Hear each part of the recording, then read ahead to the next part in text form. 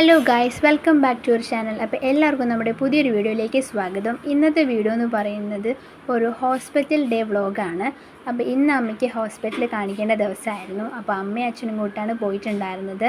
അവിടെ 30 ടോക്കൺ മാത്രമേ ഉള്ളൂ. അപ്പോൾ നേരത്തെ തന്നെ പോയാൽ മാത്രമേ നമുക്ക് ടോക്കണും കാര്യങ്ങളൊക്കെ എടുക്കാൻ പറ്റുള്ളൂ. അതുകൊണ്ട് രാവിലെ ഒരു 5:45 ആയപ്പോൾ തന്നെ വീട്ടിൽ നിന്ന് ഇറങ്ങിയിട്ടുണ്ടായിരുന്നു.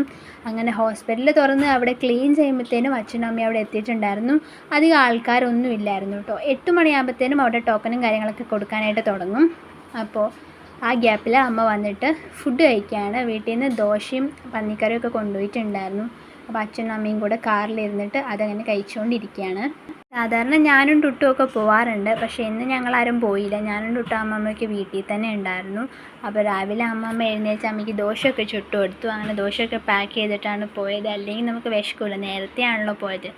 അവിടെ ഒരു 6:30 6:45 ആകുമ്പോൾ എത്തിയിട്ടുണ്ടായിരുന്നു.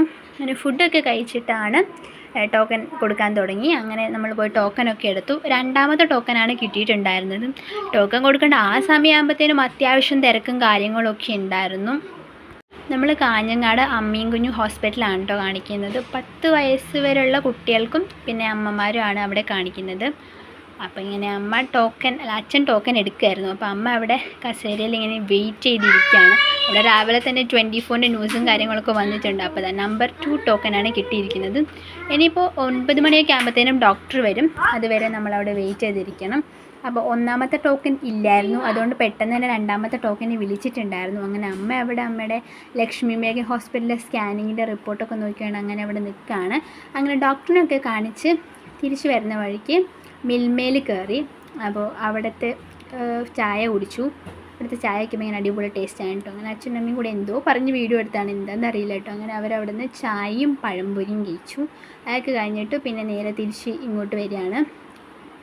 ഇപ്പോൾ കുറച്ച് ചൂടാണ്, പക്ഷേ മിൽമയത്തെ ചായ ഭയങ്കര അടിപൊളിയാണ് കേട്ടോ. പിന്നെ ഹോസ്പിറ്റലൊക്കെ കാണിച്ചൊക്കെ വരുമ്പോഴത്തേനും കുറച്ച് ലേറ്റ് ആയിട്ടുണ്ടായിരുന്നു. അപ്പോൾ അമ്മയ്ക്കാണെങ്കിൽ നല്ല വിശപ്പുണ്ടായിരുന്നു.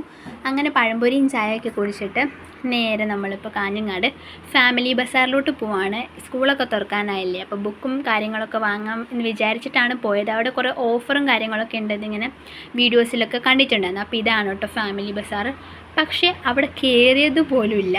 കാരണം എന്താ വെച്ചാൽ അങ്ങോട്ട് പോകുന്നതിൻ്റെ ഇടയ്ക്ക് വേറൊരു ഐഡിയ മനസ്സിൽ കത്തി.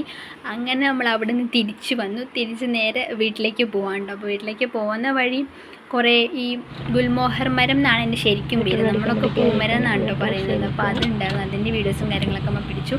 പിന്നെ പെട്രോൾ പമ്പിൽ കയറി നേരെ എണ്ണയടിച്ച് പോവാണ്. പക്ഷേ വീട്ടിലേക്കല്ല, നമ്മൾ വേറെ സ്ഥലത്ത് പോയിട്ടുണ്ട്. അത് അടുത്ത വീഡിയോയിൽ പറയാവേ. ബൈ.